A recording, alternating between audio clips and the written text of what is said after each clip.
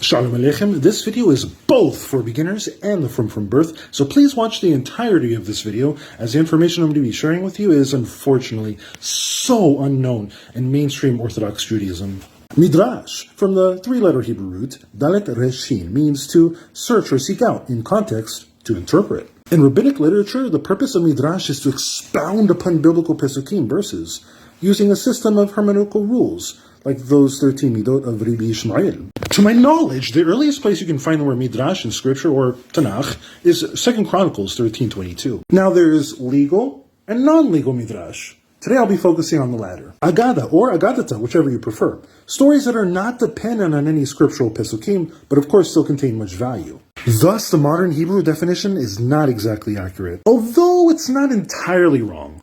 Nor should it be seen as offensive, even though initially it was meant to be. You're about to see why. Popular belief is that Midrash and Aggadah are the timeless, perfect, divinely transmitted, or divinely inspired wisdom of our sages of blessed memory, also known as Chazal. Any statements from Chazal about medicine, astrology, zoology, or any other science, everything they wrote is unequivocally true. It doesn't matter what evidence modern scientists bring to the contrary. Everything they wrote is divine truth. But is this really what Judaism, what our Torah teaches? After the close of the Talmud Bavli around 500 CE, under Rabbeinu and Ravashi came our rabbis called the Saboraim for about a century. They took care of the final touch-ups within the Babylonian Talmud. After the Saboraim came the Babylonian Geonim from 589, starting with Mar Hanan from Ashkaya, and ending with Rabbis Haigon and Hiskiyahu ben David Gaon in 1040. Now the Babylonian Geonim had two academies yeshivot, one in Pumbedita, one in Sura. The Babylonian Geonim were consulted by nearly all Jewish communities and seen as the most authoritative legal or halachic decisors. We can justifiably call them our Ba'alei HaMesora, heirs to and transmitters of our tradition.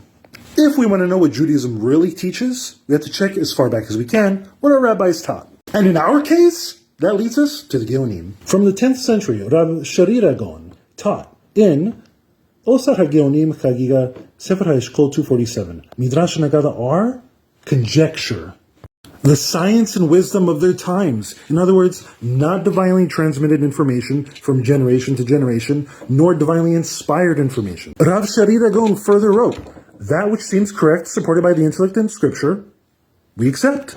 That which doesn't, we don't. Rav Haigon also supported this in Osar HaGeonim Chagiga 59. Rabbi Shmuel HaNagid HaNasi from the 8th century wrote in his introduction to the Talmud that regarding Aggadah, one need only learn from it what makes logical sense.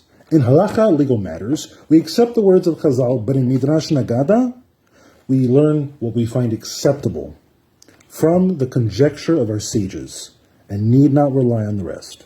Likewise, the Rambam and his son Rabbi Avram and Andalusian Sephardim preserved this original approach to Midrash and Aggadah. See Rabbeinu Avraham ben HaRambam's introduction to Ein Yaakov and what's left of his magnus opus, Sefer HaMazpik LeOvdei Hashem. Now that we know the authentic approach to Midrash and Aggadah, the next question is, how do we interpret them? Literally? Allegorically? As parables? Find out next time. Oh, and please remember to share and subscribe. Thank you.